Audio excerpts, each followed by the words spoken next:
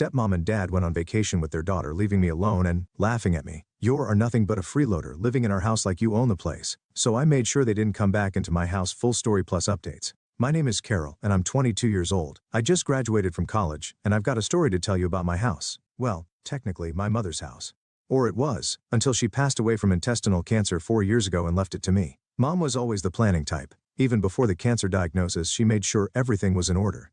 The house was hers free and clear. She bought it before she even met my dad, and thank God for that foresight. She made sure I knew about the will too. This way you'll always have a home, she told me, her voice steady despite everything she was going through. Things weren't always this complicated. My parents' marriage lasted 10 years before dad decided to leave us for another woman. I was 9 when he packed his bags. No drama, no fighting over custody or property, he just left. The only thing he agreed to was paying for my college education. He set up a special account and transferred the entire sum for my future studies right away.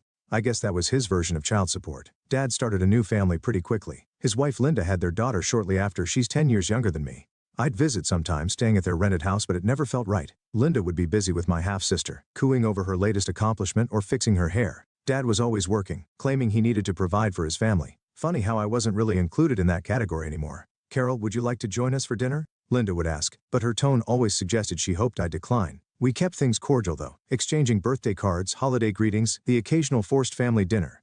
It was all very proper and polite in that uncomfortable way that makes your skin crawl. Mom made good money as a senior accountant, so when the cancer hit, she could focus entirely on treatment. I was 14 when we got the diagnosis. She quit her job immediately to focus on fighting the disease. For 4 years we lived between hospital visits and treatment sessions. Mom never complained, not once. She just kept fighting, kept planning, kept making sure I would be okay. But cancer doesn't care about plans. I was 18 when she died, just weeks before I was supposed to leave for college in another state. The grief hit me hard. I could barely function. That's when Dad surprised me by actually stepping up. He, Linda, and my half-sister moved in temporarily to help me cope with the loss. I was too numb to question it at the time, too grateful for any support I could get. We'll help you through this, Dad said, putting his arm around my shoulders. Linda nodded along, trying to look sympathetic while my half-sister explored what was now my house. By the end of summer I was faced with a dilemma. College was starting in a few weeks and I had no idea what to do with Mom's house, my house now. I couldn't bear the thought of selling it, but leaving it empty for 4 years didn't seem smart either. That's when Dad came up with his proposal over breakfast one morning. Carol, he said, pushing his coffee mug aside, I've been thinking, what if we stayed here? We'd pay all the bills, maintain the place. You wouldn't have to worry about anything while you're at school.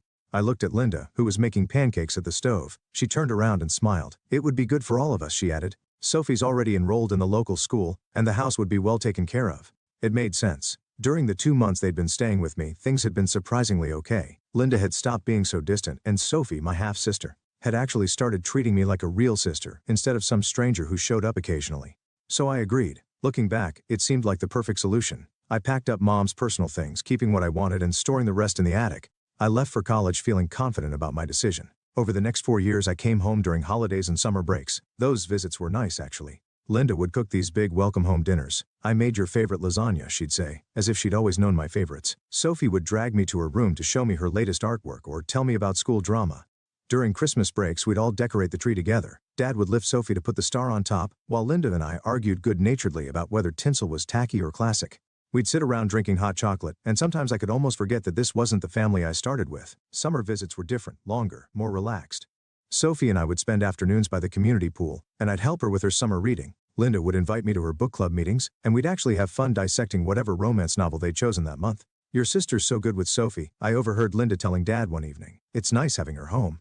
That made me feel warm inside, like maybe we really had become a proper family. I called regularly during semesters, weekly chats with Dad about my classes, catching up with Linda about house maintenance. The roses you planted are blooming beautifully, Carol, and FaceTime sessions with Sophie, who kept me updated on her middle school adventures. Everything seemed perfect. We'd created this strange but functional family dynamic built on the foundation of my mother's house. I never imagined it could all fall apart so quickly, but I guess that's the thing about houses. No matter how solid the foundation, you never know what's going on behind the walls. Finally, at 22, with my degree in hand and a job lined up back home, I was ready to start the next chapter of my life. I'd already accepted a position at Marshall & Brooks Financial in my hometown. They'd interviewed me via Zoom and offered me the job right away. Everything was falling into place perfectly. Or so I thought. The taxi dropped me off in front of my house on a sunny June afternoon. I stood there for a moment, taking in the familiar sight. Mom's rose bushes were in full bloom, though they looked different from how she used to maintain them. The lawn was neatly trimmed, and new curtains hung in the windows, little changes that had happened while I was away at college. Wheeling my suitcases up the front walk, I reached for my keys with a smile, already imagining sleeping in my old room tonight. But when I tried to unlock the door, something was wrong. The key wouldn't turn. I tried again, thinking maybe I was just tired from the journey, but no, the key definitely didn't fit. What the hell? I muttered, trying the key again before finally giving up and knocking on the door loudly since it was the middle of the day, and they might be watching TV. Linda opened the door, her eyes widening in surprise. She was wearing an apron and had flour on her hands like she'd been baking. "Carol, what are you doing here?"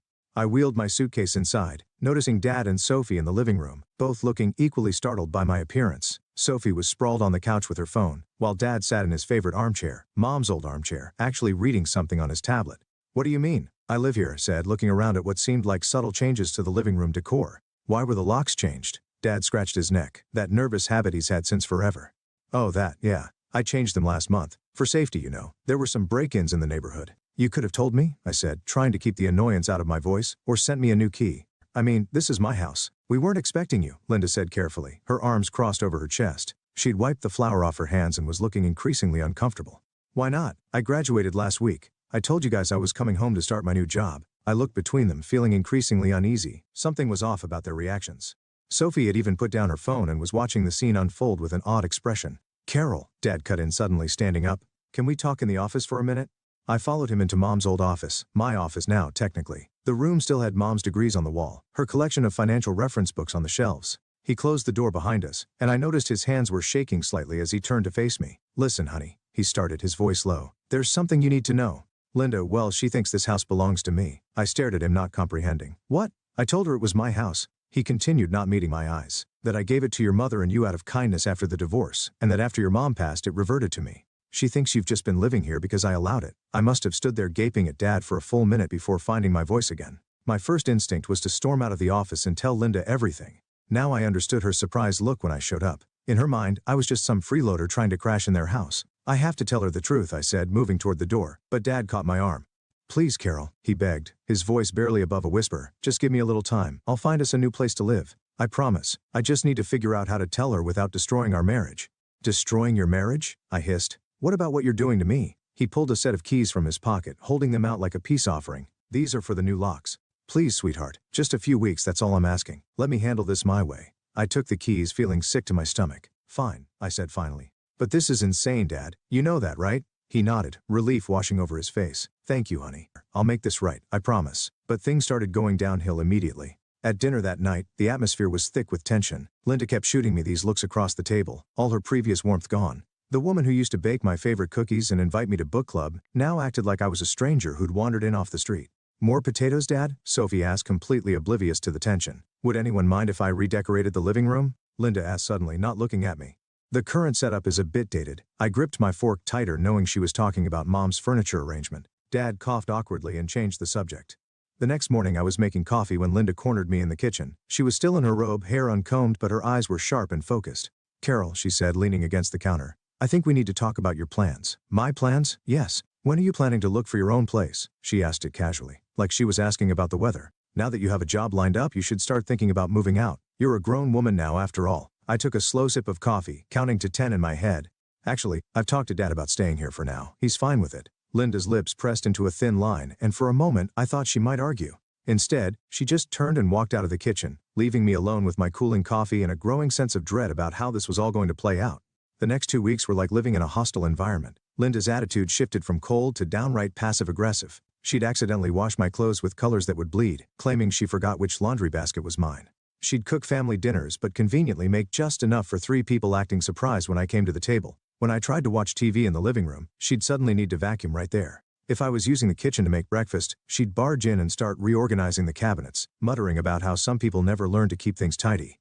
She even moved my mother's favorite vase from its spot on the mantel to some corner shelf, claiming it didn't match her new decorating vision. The worst part was watching Sophie follow her mother's lead. My half-sister, who just weeks ago had been sending me memes and calling me for advice about boys, now rolled her eyes whenever I entered a room. She started calling me that girl when talking about me to her friends on the phone, loud enough for me to hear. Despite the tension at home, my professional life was taking off. I visited Marshall & Brooks Financial, where they showed me my future workspace, a nice corner desk with a view of downtown. My future colleagues seemed friendly and welcoming, especially Sarah from the risk assessment team, who offered to take me to lunch. "When do you start?" She asked over sandwiches. 2 weeks, I replied, just enough time to settle in at home. That evening at dinner I shared my start date with the family, trying to maintain some semblance of normalcy. They showed me my office today. I start in weeks. Linda's fork clinked against her plate as she set it down with exaggerated care. Well, isn't that wonderful?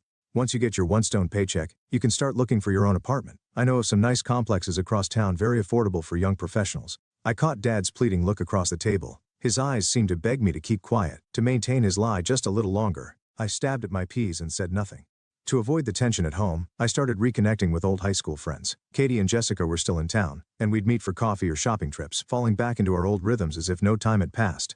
But coming home was always uncomfortable. I'd walk in and hear hushed from the kitchen or living room that would stop abruptly when I appeared. Dad and Linda would spring apart like guilty teenagers, papers would be hastily shoved into drawers, and fake smiles would plaster themselves across their faces. Saturday morning, I woke up to an unusually quiet house. No sound of Linda's weekend meal prep in the kitchen. No Sophie's music blasting from her room. No Dad watching sports on TV. The silence felt wrong somehow, like the calm before a storm. I padded downstairs in my pajamas, checking each room as I went.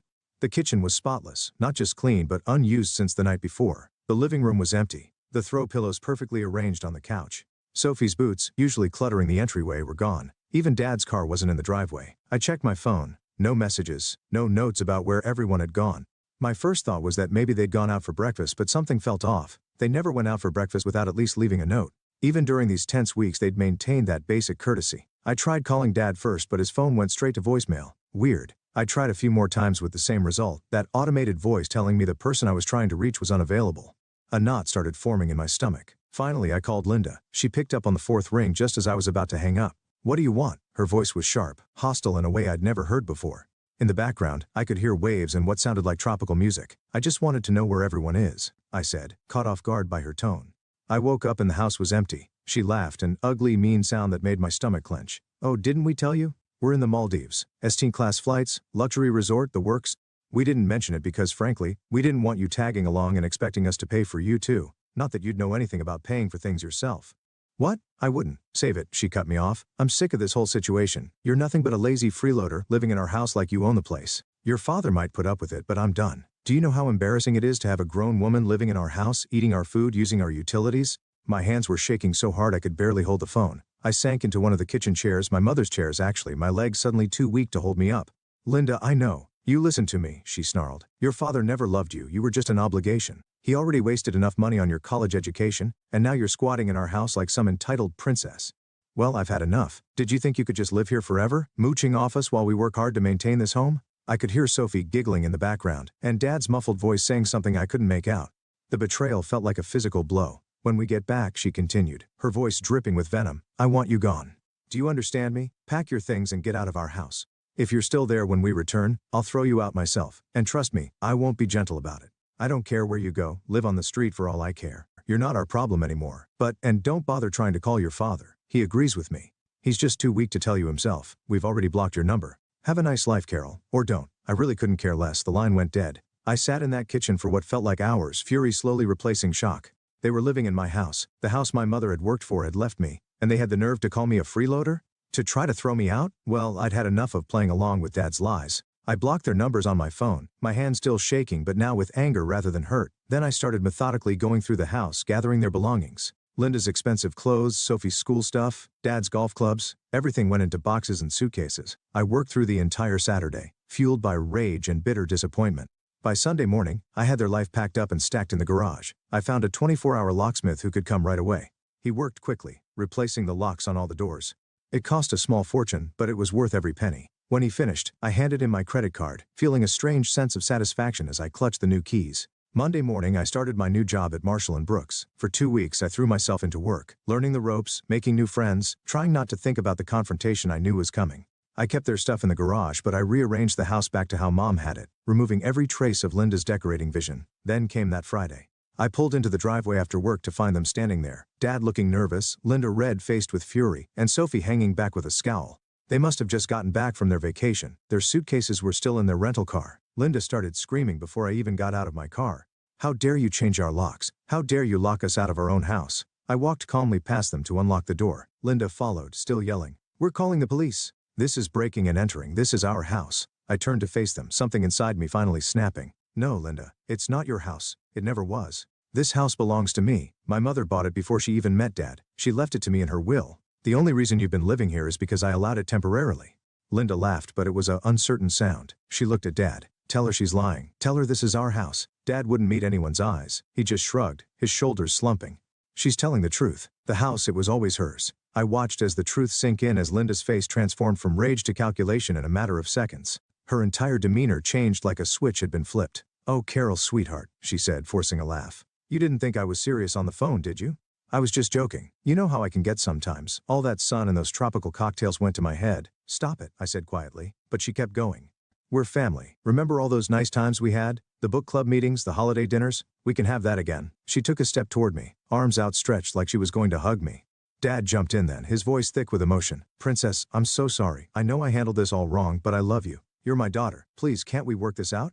I looked at him, really looked at him. The father who left when I was 9, who paid for my education but missed my life, who lied about my house, my inheritance, my mother's legacy. Work what out, Dad? The fact that you lied to your wife about owning my house? Or the fact that you stood by while she planned to throw me out of it? Linda turned back to me with that fake smile. "Carol, let's be reasonable. We can all live here together. We'll pay rent." "No," I said firmly, "we can't. Your things are in the garage. Take them and leave." That's when Linda's mask cracked again. "You ungrateful little bitch. After everything we've done for you, you'd throw your own family out on the street?" I felt oddly calm as I replied, "You just spent what, $10,000 on a luxury vacation you deliberately hid from me? Pretty sure you can afford an apartment." "Carol, please," Dad tried again, reaching for my arm. "I know I messed up, but no," I cut him off. "You didn't mess up. You lied. 4 years. You let your wife believe she owned my mother's house. You watched her try to redecorate it, rearrange it, erase every trace of Mom. And when she planned to throw me out, you said nothing." "I was going to tell her the truth," he protested. "When? After I was gone? After she'd finished making my house her home?" I shook my head. "I'm done. Get your things and get out."